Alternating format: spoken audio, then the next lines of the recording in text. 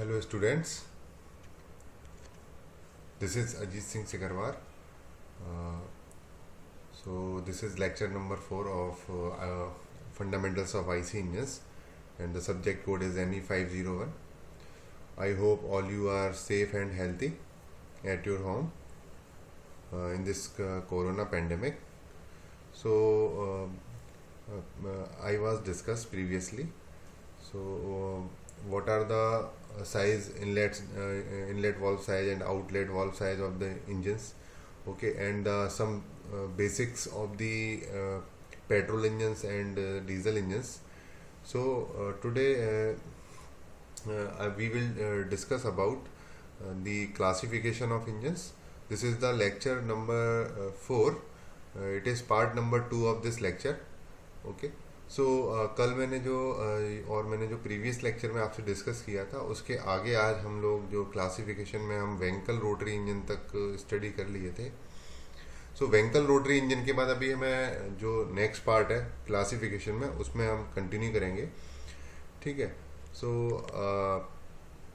तो मैंने कल आप लोगों से डिस्कस किया था कि हम लोग अगर एक तो पहला पैरामीटर बात किया था कि अगर हमारा जो इंजन है उसमें अगर कूल एयर जाएगी तो इंजन हमारा क्या होगा, उसकी वॉल्यूमेट्रिक एफिशिएंसी क्या होगी, ज़्यादा होगी, मतलब एयर की क्वांटिटी ज़्यादा होगी. अगर मैं समर में इंजन को रन कराता हूँ तो बेटा जो एयर की क्वालिटी है वो बेटा कैसी है, ड्राई एयर है, मतलब हीटेड एयर है.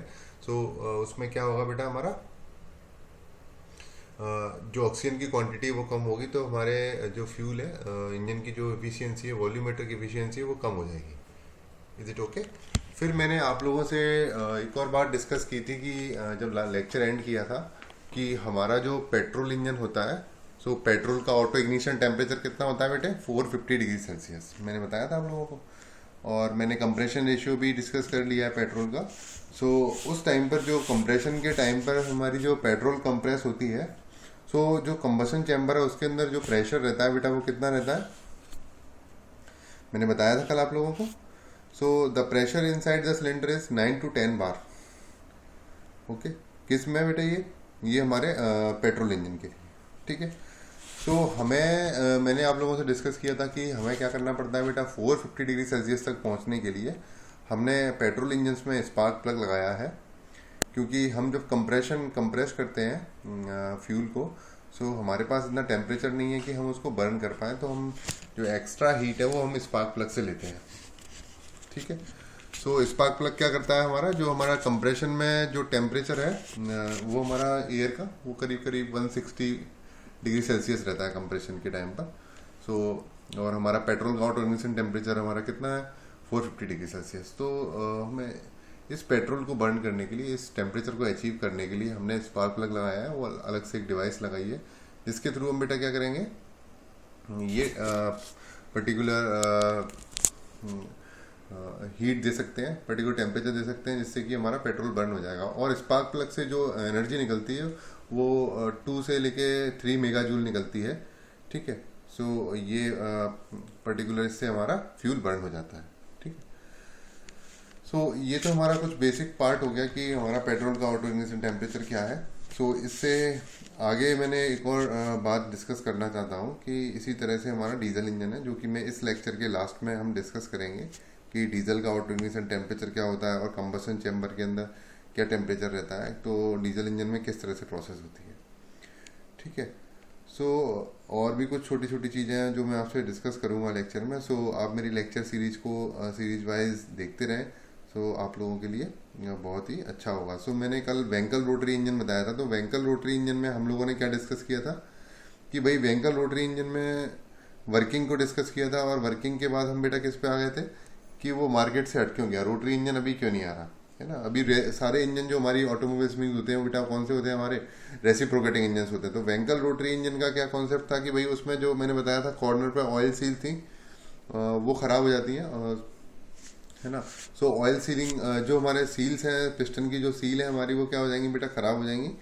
उनका बहुत जल्दी ख़राब होने के रूटीन था, मेंटेनेंस बहुत ज़्यादा था इंजन का, तो हमने ये एक कारण था. दूसरा पर्टिकुलर जो हमारा इंजन की स्पीड बहुत ज़्यादा है, जो कंबसन चैम्बर का डिज़ाइन है वो आप लोगों ने देखा. सो उस कंबसन चैम्बर के डिज़ाइन के अकॉर्डिंगली हमारी जो गैसेस हैं वो पूरी तरह से बर्न नहीं हो पाती कंबसन चैम्बर में, और अनबर्नड ही ये गैसेस, हमारा अनबर्नड फ्यूल बाहर बहुत निकल रहा है। तो जो हमारे इंजन के अंदर जो इकोनॉमी है उसकी वो क्या हो जाएगी बेटा, कम हो जाएगी। इस वजह से हमने वेंकल रोटरी इंजन को ऑब्सोलेट कर दिया। थर्ड थिंग, एक और चीज़ थी उसके अंदर, मैंने बताया कि इंजन को, रोटर को ईजिली रोटेट करने के लिए हमने क्या उसमें ऑयल डालते थे। सो ऑयल की वजह से हमारे कंबस्टिबल प्रोडक्ट्स बहुत ज़्यादा निकलते थे। तो इस वजह से, इन 3 कारण की वजह से हमारा ये इंजन हमारा मार्केट से ऑब्सोलेट हो गया। ठीक है। So now this is the overview of the topic. ये मैंने आप लोगों से कल डिस्कस कर लिया था। मेरा जो पार्ट 1 लेक्चर है उसमें आप लोग उसको देख लें अच्छे से। और मैं हर बार कहता हूँ कि घर पे जाके एक बार बुक रीड जरूर करें, जिससे आप लोगों को कुछ इंजन के बेसिक्स पता चल जाए। ठीक है। सो ये हमारा वेंकल रोटरी इंजन था। ठीक है। सो यहाँ तक हमने कल डिस्कस कर लिया था। उसके बाद हम बात करते हैं बेस्ड ऑन वर्किंग साइकिल। ठीक है। सो जो हमारे इंजन्स होते हैं ये तो आप लोग अभी देखते हैं, जितने भी सुना होगा आपने, ये 4 स्ट्रोक इंजन है, ये 2 स्ट्रोक इंजन है। सो अभी हमारे सारे ऑटोमोबाइल्स में 4 स्ट्रोक इंजन्स आते हैं, एक्सेप्ट हम अभी जो हमारी ट्रेन्स हैं, ट्रेन में जो डीजल इंजन होता है वो 2 स्ट्रोक होता है। मरीन्स में जो इंजन लगे होते हैं वो diesel engine 2 stroke diesel engines होते हैं, क्योंकि हम फ्यूल को अच्छे से बर्न कर पाते हैं, क्योंकि यहाँ पे स्पीड कम होती है एक्चुअली। मरीन्स के इंजन थोड़ा स्लो चलते हैं। ठीक है। सो इसकी वजह से क्या है कि फ्यूल पूरा अच्छे से बर्न कर पाते हैं, और हमें जो इकोनॉमी है बहुत अच्छा मिलता है, हम वर्क आउटपुट ज़्यादा ले पाते हैं। ठीक है। सो अब बात करते हैं 4 स्ट्रोक साइकिल की। तो 4 स्ट्रोक साइकिल में बेटा क्या है कि मैंने 4 स्ट्रोक बताया बेटा आपको, अभी मैं डिस्कस नहीं किए हैं स्ट्रोक्स। सो हमारे जो वर्किंग जो 4 स्ट्रोक इंजन होता है, आप लोगों ने फर्स्ट ईयर में पढ़ लिया है वैसे 4 स्ट्रोक इंजन। सो 4 स्ट्रोक इंजन में जो 4 स्ट्रोक है, पहला स्ट्रोक कौन सा है बेटा हमारा, suction. Second one is compression. Third one is power stroke. इसकी हमें जरूरत है, इसके लिए सारा कुछ वर्क कर रहे हैं हम, इसका वेट करते हैं हमेशा कि भाई हमारा पावर स्ट्रोक कब आएगा। हमारा इंजन वेट करता है कि हमारा पावर स्ट्रोक कब आएगा, जब मुझे पावर मिलेगी। ठीक है। So we are waiting for that stroke, that is power stroke. And last one is the exhaust stroke. तो हम एग्जॉस्ट में जो वॉल्व है, हमारा एग्जॉस्ट वॉल्व है, उसको ओपन रखते हैं और उसमें हमारी सारी एग्जॉस्ट गैसेस को हम चाहते हैं कि बाहर निकल जाए। ठीक है। सो इसी की तरह से हमारा इनलेट वॉल्व होता है। उस टाइम पे हम लोग क्या चाहते हैं इनलेट वॉल्व में, मैंने कल बताया था एग्जांपल, बाबा रामदेव क्या कहते हैं, प्राणायाम करो सुबह उठ के, मतलब ज़्यादा एयर लेना है। सो हमारा जो इंजन सिलेंडर का वॉल्यूम है उसमें उस वॉल्यूम के अकॉर्डिंग बराबर हमारी अगर गैसेस आ जाएंगी, उस वॉल्यूम के अकॉर्डिंगली उतनी ही वॉल्यूम की हमारी अगर एयर इनटेक कर जाती है इंजन में, एयर और फ्यूल मिक्सचर आ जाता है उसके अंदर, तो हमारी क्या होगी, इफिशियंसी ज़्यादा हो जाएगी। मीन्स वॉल्यूमेट्रिक इफिशियंसी इंजन की ज़्यादा हो जाएगी। ठीक है बेटे। सो ये जो 4 स्ट्रोक साइकिल है, इसमें जो हमारा क्रैंक का रिवॉल्यूशन है बेटा कितना है, हमारा कितना डिग्री है बेटा, ये 2 रिवॉल्यूशन है, मीन्स 720 डिग्री। ये साइकिल का कंप्लीट होती है बेटा जब क्रैंक शाफ्ट का जो रिवॉल्यूशन है वो कितना हो जाएगा, 720 डिग्री रोटेट हो जाएगी वो। मीन्स एक स्ट्रोक कौन सा है, पहला हमारा सक्शन, दूसरा स्ट्रोक कौन सा है, कंप्रेशन, थर्ड वन कौन सा है बेटा, पावर, फोर्थ वन कौन सा है हमारा, एग्जॉस्ट। सो अभी जो फर्स्ट और सेकंड स्ट्रोक है इसमें कितना कितना रोटेट करेगा, 180 डिग्री का एक स्ट्रोक है। क्रैंक शाफ्ट के टॉप से चलेंगे हम और बॉटम तक आएंगे तो स्ट्रोक कितना है बेटा, 180 डिग्री। और टोटल एक क्रैंक शाफ्ट 2 स्ट्रोक में क्या है, क्रैंक शाफ्ट का 1 रिवॉल्यूशन कंप्लीट हो जाएगा। तो हमारा क्या है 4 स्ट्रोक साइकिल में बेटा कितना रोटेशन है क्रैंक शाफ्ट का, 2 रोटेशन है। और एंगल में बात करें तो 720 डिग्री एंगल। ठीक है। तब हमारी एक साइकिल कंप्लीट होती है, एक बार हम फ्यूल देते हैं इंजन को। नेक्स्ट है 2 स्ट्रोक साइकिल। ठीक है। सो जो 2 स्ट्रोक साइकिल है इसमें क्या करते हैं बेटा, तो इसमें क्या होगा, हमारा प्रोसेस यही है चारों। ठीक है। सो 2 स्ट्रोक इंजन में हमारा जो क्रैंक शाफ्ट का रोटेशन है वो बेटा कितना है, 1। ये साइकिल कितने में कंप्लीट होती है, it is completed in the 1 revolution of A cycle. ठीक है।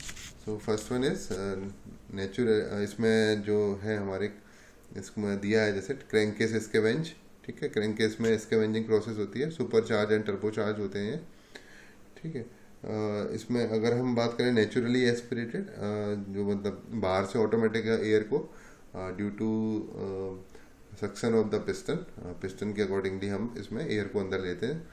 जैसे आप लोग अगर बात करेंगे सिरिंज जैसे होती है, सिरिंज में हम लिक्विड को कोई भी फिल कर सकते हैं, इसी तरीके से हमारा ये जो इंजन है नेचुरली एस्पिरेटेड, इसमें हम एटमॉस्फेरिक एयर को अंदर ले सकते हैं। Next one is super charge. सो हम फ्रेश चार्ज को पहले से ही कंप्रेस करके उसे सिलेंडर में डालेंगे तो हमारे इंजन का वॉल्यूमेट्रिक एफिशिएंसी बढ़ जाएगी, तो इसको सुपर चार्ज बोलते हैं। सो हमने एक डिवाइस लगा दी है, एक अलग से एक इम्पेलर लगा दिया, टरबाइन लगा दिया है, जिसमें कि एयर सक्शन होती है और कंप्रेस होकर हमारे इंजन में जाती है। सो हम उसको सुपर चार्जर बोलते हैं। ये आप लोगों को लास्ट यूनिट में मैं अच्छे से बताऊँगा। Next one is turbo charge. इसके अकॉर्डिंगली फ्रेश मिक्सचर हमारा जो कंप्रेसर में क्या हो जाएगा बेटा, कंप्रेस हो जाएगा। एक्चुअली जो साइलेंसर होता है, साइलेंसर में हम लोग क्या करते हैं, एक इम्पेलर लगा देंगे, एक टरबाइन लगा देते हैं और एक साइड में कंप्रेसर लगा देते हैं। तो जब टरबाइन रोटेट होता है, एग्जॉस्ट गैसेस के जो वेलोसिटी है उससे हमारा टरबाइन थ्रस्ट है उससे हमारा टरबाइन रोटेट होगा, और टरबाइन रोटेट होगा तो उसके साथ जो कपल्ड किया है हमने एक शाफ्ट, उस शाफ्ट से हमारा कंप्रेसर टरबाइन लगाया, तो वो कंप्रेसर टरबाइन बाहर से क्या करेगा, एयर को सक करेगा एंड उसके बाद वो इंजन में चला जाएगा। पहले इंजन को क्या मिलेगी बेटा, एफिशिएंसी ज़्यादा मिलेगी। ठीक है, सो वॉल्यूमेट्रिक एफिशिएंसी बढ़ गई इन दोनों से। तो ये अभी जो इंजन्स आ रहे हैं हमारी व्हीकल्स में, वो हमारे सारे टर्बो चार्ज इंजन है। अभी आप लोग जो देख रहे हैं, जैसे ट्रक्स हैं, हमारी कार्स हैं, बाइक में टर्बो चार्ज इंजन अभी नहीं है। ठीक है, क्योंकि ये हमारा एक प्रॉब्लम है कि हम लोगों को ज़्यादा से ज़्यादा एग्जॉस्ट गैसेस को बाहर निकालना है, मैक्सिमम एग्जॉस्ट गैसेस को हमें बाहर करना है। सो ये एक प्रॉब्लम है। अगर एग्जॉस्ट गैसेस के अगर जो लाइन है, पाइप लाइन है जिसमें हमारी एग्जॉस्ट निकल रही है, या हम साइलेंसर बोलें, तो उसके बीच में अगर हम कोई भी इक्विपमेंट को ऐड करेंगे तो वहाँ पे क्या है, ये इसके लिए प्रॉब्लम है। सो बैक प्रेशर ज़्यादा जनरेट हो सकता है। इंजन कितना है, सिंगल सिलेंडर इंजन है, तो वहाँ पे हम टर्बो चार्जर यूज़ नहीं करते। ठीक है, नहीं तो क्या होगा, हमारा एक ही स्ट्रोक में पावर मिल रही है बेटा, 3 स्ट्रोक्स में क्या होगा, जब वॉल्व खुलेगा तो हमारा चार्ज रिटर्न हमारा वापस आ सकता है। ठीक है, सिलेंडर के अंदर। सो इस वजह से हमने क्या किया है बेटा, ये बाइक्स में, छोटे इंजन्स में यूज़ नहीं किया टर्बो चार्जर। बड़े इंजन्स में हमारा टर्बो चार्जर आते हैं, और ज़्यादा बड़े इंजन्स होते हैं जैसे कि जिनकी 80 हॉर्स पावर है इंजन का, या जैसे आप लोगों ने देखा था कि 5-6 हज़ार सीसी के इंजन जो रहते हैं, 5000 और 6000 के, सो उसमें हम बेटा क्या यूज़ करते हैं, ये कंप्रेसर, ये सुपर चार्जर यूज़ करते हैं। ठीक है, बटरफ्लाइज लगी रहती हैं इंजन के ऊपर। तो आप जब एक्सीलेटर देखें, तो कई हॉलीवुड मूवीज़ में हमने देखा भी है कि एक्सीलेटर देने पे हमारी बटरफ्लाइज ओपन और क्लोज होती हैं, जिसमें से एयर इनटेक होती है। सो ये हमारा रन होता है इंजन से जो टाइमिंग बेल्ट है उससे हमारा कंप्रेसर को अटैच कर देते हैं। इसको हम सुपर चार्जर बोलते हैं। सो ये टर्बो चार्जर से भी हैवी हमें क्या देगा, एयर देगा, ज़्यादा एयर देगा, बड़े इंजन्स के लिए यूज़ करते हैं। ठीक है, सो ये हमारी कुछ 2 स्ट्रोक इंजन है, SI और CI दोनों 2 स्ट्रोक दिए हुए हैं। सो SI इंजन देख लीजिए, ये SI इंजन है फर्स्ट वन। इसमें आप देखेंगे यहाँ पे, इसमें वॉल्व नहीं दिख रहा है आपको कहीं भी बेटा, इसमें वॉल्व नहीं होते हैं। हमारा जो इंजन है इसके अंदर कहीं भी वॉल्व नहीं दिख रहा है आपको। पोर्ट दिखेंगे, पोर्ट मतलब पाइपलाइन दिखेंगे, ये पाइपलाइन, ये पाइपलाइन। ठीक है, सो इसके अंदर जो भी चार्ज इनटेक हो रहा है 2 स्ट्रोक इंजन में, तो हमारा जो पिस्टन है, पिस्टन से ही हमारा जो पोर्ट्स दिख रही हैं आपको, पाइपलाइंस दिख रही हैं, ये इसके थ्रू ही हमारा चार्ज इनटेक करेगा। ठीक है, इससे यही इसको अनकवर करेगा, कवर करेगा कब हमें इनटेक चार्ज लेना है, कब हमें एग्जॉस्ट करना है। सो ये हमारा 2 स्ट्रोक इंजन है। इसमें जो पिस्टन है, इसका जो क्राउन है वो बेटा देखिए डिफ्लेक्टर टाइप है, इसको डिफ्लेक्टर टाइप बोलते हैं। ये कर्व्ड होता है ऊपर से। ठीक है, सो मैं बता दूंगा कि ये क्यों यूज़ करते हैं। तो अभी आप ये पेट्रोल इंजन देख लीजिए, ये कूलिंग फिन्स है, ये हमारा स्पार्क प्लग लगा हुआ है। ठीक है, ये कंबशन प्रोसेस है, यहाँ से स्पार्क प्लग से स्पार्क मिल रहा है, इसको इंजन रन कर रहा है। Next one is the diesel engine. इसमें देखिए इनलेट और एग्जॉस्ट वाल्व सेम वही है। ठीक है, बट इसमें नोजल लगा है, नोजल मतलब फ्यूल इंजेक्टर लगा है, तो पंप के थ्रू हमारा फ्यूल इंजेक्टर वर्क कर रहा है। ठीक है,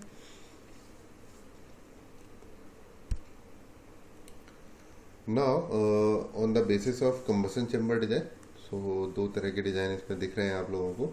first one is open chamber and second one is divided chamber. So open chamber जो डिज़ाइन है पर्टिकुलर, ये हमारा जैसे डीआई इंजन है, आप लोगों ने देखा है डीआई इंजन डायरेक्ट इंजेक्शन, तो डायरेक्ट इंजेक्शन हमारा ओपन चैम्बर डिज़ाइन है। तो इसमें disc, wedge, hemisphere, ball and piston, ये हमारे ओपन चैम्बर हैं जितने भी। अगर हमारा चार्ज डायरेक्टली कंबसन चैम्बर के अंदर डायरेक्ट जा रहा है तो हम उसको क्या बोलेंगे बेटा, ओपन चैम्बर। ठीक है। अगर ये चार्ज हमारा डिवाइडेड होके जा रहा है, ठीक है, कि मतलब पहले किसी और कंबसन चैम्बर में गया हमारा चार्ज, फिर उसको सेकेंडरी चैम्बर में गया, तो सेकेंडरी चैम्बर में हमने उसके प्रेशर का यूटिलाइज किया, तो उसको हम बोलते हैं बेटा डिवाइडेड चैम्बर। सो डिवाइडेड मतलब चैम्बर्स को दो जगह पे हमने डिवाइड किया है। So small and large auxiliary chambers, many design, swelled chambers, pre chambers. ठीक है। सो ये डिज़ाइन देख लीजिए आप, this is the design of direct injection. तो फर्स्ट में देखिए आप लोग, ये हमारा जो फ्यूल इंजेक्टर है, ठीक है, डीजल जहाँ से आ रहा है, डीजल इंजन है ये, डीजल में हम यूज़ करते हैं ये पर्टिकुलर ओपन चैम्बर और डिवाइडेड चैम्बर। ठीक है। सो आप देखेंगे यहाँ पे फ्यूल इंजेक्टर लग रहा है ये,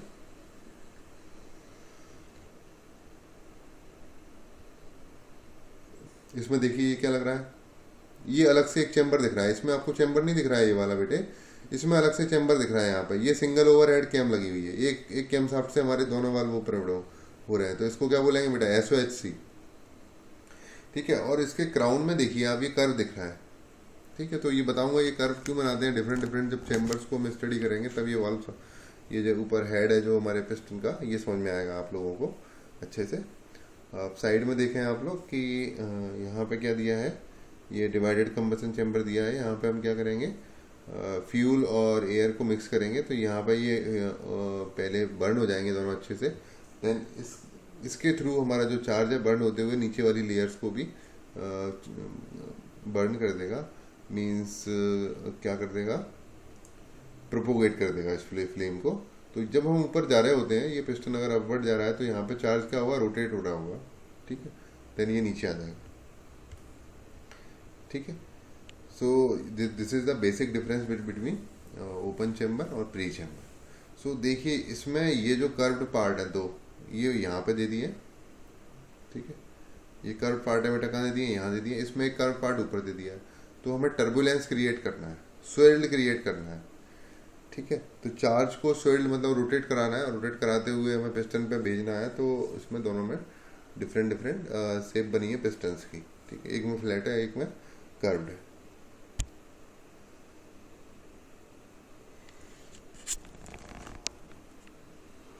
सो next one is based on method of cooling. So आप सभी ने देखे हैं हमारे जो बड़े इंजन जितने भी देखे हैं ऑटोमोबाइल्स में, उन वो सब कैसे होते हैं बेटे, हमारे वाटर कूल्ड होते हैं, है ना। और स्मॉल इंजन जो हमारी बाइक्स में यूज़ होते हैं 200 सीसी तक, 150 200 सीसी तक जो भी इंजन हैं, 180 सीसी, तो वो सारे इंजन हमारे वाटर कूल्ड हैं। ठीक है।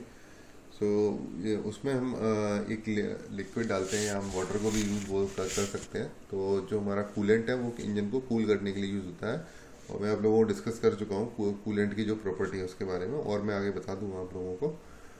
So next one is the air cooled. Air cooled मतलब जो इंजन छोटे होते हैं, सिंगल सिलेंडर इंजन में ज़्यादातर वो एयर कूल्ड रहते हैं, है ना।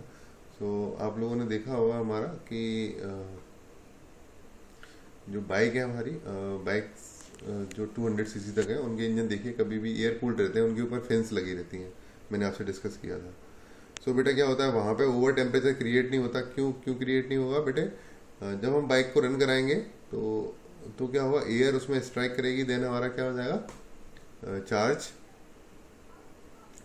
जब उससे एयर टकराएगी, देन हमारा अंदर की जो हीट है उसको क्या है, बाहर निकाल देगा, ड्यू टू और with the help of cooling fins. और हम अगर रेडिएटर लगा देते हैं इंजन में, ठीक है, सो रेडिएटर में क्या होगा बेटा, हमारा कूलेंट घूम रहा है। तो कूलेंट कब घुमाते हैं, मैंने बताया अभी कि जब इंजन हमारा मल्टी सिलेंडर है, तो मल्टी सिलेंडर में क्या होता है बेटा, हर इंजन के साइड में एक और सिलेंडर लगाए, हर, तो 4 सिलेंडर, जैसे मैं बात करूँ 4 सिलेंडर इंजन की, तो 4 सिलेंडर इंजन में क्या है, 1 पिस्टन है, फिर उसके बगल में एक और पिस्टन है, फिर तीसरा पिस्टन है, फिर 4th पिस्टन है। सो 1342 इस प्रोसेस को हम यूज़ करते हैं। 1342 से फायरिंग ऑर्डर होता है, तो पहले फर्स्ट में फायर होगा, फिर थर्ड में होगा, फिर 4 में होगा, फिर 2 में होगा।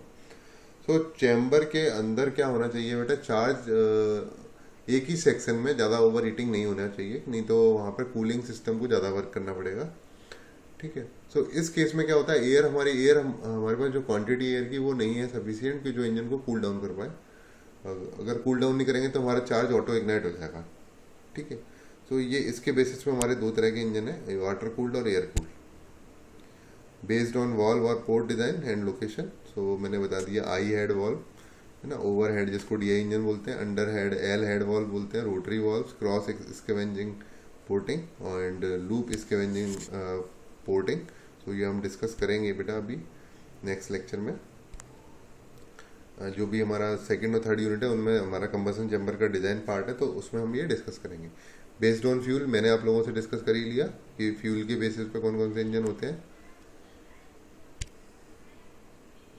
Based on method of load control, so throttling of air और air flow together, control of fuel flow alone, control of fuel flow alone, a combination of these two. So हम एयर और फ्यूल को दोनों को throttle कर सकते हैं एक साथ में। ठीक है। दूसरा हमारा फ्यूल का फ्लो अलोन कर सकते हैं, जैसे डीजल इंजन है तो उसमें हम फ्यूल का फ्लो कम ज़्यादा करते हैं। ठीक है। सो उसमें फ्यूल पंप लगाया तो हम स्प्रे कम ज़्यादा करेंगे फ्यूल का, और हम कॉम्बिनेशन बोल सकते हैं जिसको हम बोलते हैं MPFI इंजन। ठीक है। सो इन दोनों को ही हम कंट्रोल कर सकते हैं। जो कॉम्बिनेशन हो सकता है कि फ्यूल को भी कंट्रोल कर सकते हैं और फ्यूल और एयर को टुगेदर कर सकते हैं। तो जो हमारी अभी टेक्नोलॉजी आ रही है जिसमें कि हम बोलते हैं इलेक्ट्रॉनिक फ्यूल इंजेक्शन, तो उसमें हम इन दोनों को कंट्रोल कर सकते हैं। ठीक है बेटे। तो these are the references and last slide is the thank you. So मैं आप लोगों को जो मैंने अभी डिस्कस किया है पर्टिकुलर उसके बेसिस पे थोड़ा बता देता हूँ आपको। अभी हम लोगों ने जो देखा इंजन, एक्चुअली मैं पेट्रोल इंजन के बारे में बात करी है आपसे। ठीक है, स्टार्टिंग में। सो मुझे पता चल गया कि पेट्रोल का ऑटो इग्निशन टेम्परेचर क्या है। इसी तरीके से हमारा डीजल इंजन होता है। सो डीजल इंजन के अंदर जो डीजल है हमारा, उसका जो ऑटो इग्निशन टेम्परेचर है वो कितना है बेटा, 180 डिग्री सेल्सियस। डीजल हमारा जो बर्न होता है, अगर उस डीजल को कहीं से भी 180 डिग्री सेल्सियस टेम्परेचर मिल जाएगा तो बर्न हो जाएगा। सो डीजल का मैंने जो कंप्रेशन रेशियो बताया आप लोगों को 12:20, ठीक है, 12 से लेके 20 के बीच में हमारा कंप्रेशन रेशियो, मतलब पेट्रोल से ज़्यादा है, मतलब हम यहाँ पे चार्ज को ज़्यादा हीटअप कर रहे हैं। चार्ज को ज़्यादा कंप्रेस करेंगे तो क्या होगा बेटा, हीटअप ज़्यादा हो जाएगा चार्ज। सो मेन पर्पस क्या है कि हम डीजल इंजन में स्पार्क प्लग क्यों यूज़ नहीं करते, क्योंकि डीजल में हम जब जो हमारा फ्यूल है उसका ऑटो इग्निशन टेम्परेचर हमारे as compare to petrol it is very lesser. So petrol में अगर हम जो प्रोसेस है उसमें क्या आता है, एयर और फ्यूल का मिक्सचर दोनों कार्बोरेटर से आता है पहले, और उसका हायर टेम्परेचर कितना है, ऑटो इग्निशन टेम्परेचर कितना है, 450 डिग्री सेल्सियस। यहाँ पे जो डीजल आ रहा है तो डीजल के लिए हमारा ऑटो इग्निशन टेम्परेचर बहुत कम है। सो हम डीजल और एयर को साथ में नहीं भेज सकते। अगर ये ऐसा इन दोनों साथ भेज देंगे तो क्या होगा बेटा, कंबसन चैम्बर में जाके क्या करेंगे बेटा, दोनों साथ में ही बर्न हो जाएंगे। मतलब कब बर्न हो जाएंगे, जब हमारा कंप्रेशन प्रोसेस चल रहा होगा, मतलब कंप्रेशन स्ट्रोक चल रहा होगा। तो मतलब पावर स्ट्रोक से पहले कंप्रेशन स्ट्रोक जो है उसमें ही हमारा पेट्रोल वो डीजल हमारा बर्न हो जाएगा। मीन साइकिल कंप्लीट नहीं होगी और हमें डेटोनेशन प्रॉब्लम हो सकती है, नॉकिंग प्रॉब्लम जिसको बोलते हैं। ठीक है। सो ये एक प्रॉब्लम है। सो जब हम जो कंप्रेशन रेशियो ज़्यादा है, इस वजह से जब हम एयर को इनटेक कराते हैं डीजल इंजन में सक्शन स्ट्रोक में, सो एयर अंदर आती है, देन कंप्रेस करते हैं, तो कंप्रेशन स्ट्रोक में बेटा क्या होता है, चार्ज का जो टेम्परेचर है due to high compression ratio it will be 220 to 240 degree Celsius and the temperature of diesel is 180 degree Celsius. Then the third stroke, it is power stroke. In this stroke we spray the diesel into the air which has 220 degree Celsius temperature. ठीक है। सो हमारे 220 degree Celsius वाली air में जब diesel का spray होगा तो बेटा क्या होगा, वहाँ पे कंबशन प्रोसेस होगी, हीट रिलीज होगी, है ना। सो हमारी क्या होगी, केमिकल रिएक्शन होगी, जो केमिकल रिएक्शन से हमें हीट मिलेगी और हीट से हमारा इंजन रन करेगा। ठीक है। सो ये एक कारण है इस चीज़ का। ठीक है।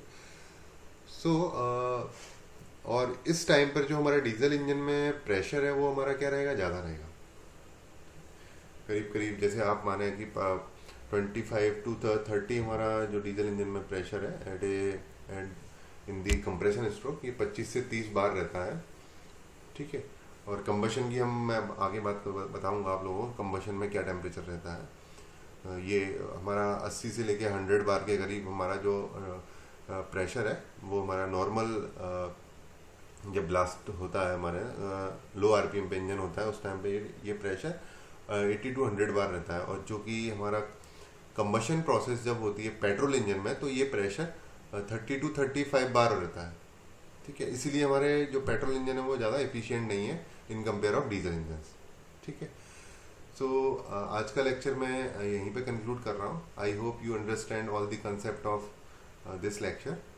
सो मैं नेक्स्ट लेक्चर जो मेरा 5th लेक्चर आएगा, इसका 4th का पार्ट ए और पार्ट बी दोनों कंप्लीट हो गया है, जिसमें कि क्लासिफिकेशन को कंप्लीट किया हम लोगों ने। नेक्स्ट लेक्चर में हम वर्किंग साइकिल देखेंगे कि 2 स्ट्रोक इंजन किस तरह से वर्क करता है। ओके। सो इसको समझने के लिए आप मेरा नेक्स्ट लेक्चर देखिए, जिसमें कि मैं आपको 2 स्ट्रोक इंजन के बारे में, पेट्रोल और डीजल दोनों इंजन के बारे में बताऊंगा। So thank you very much for listening me today's lecture and C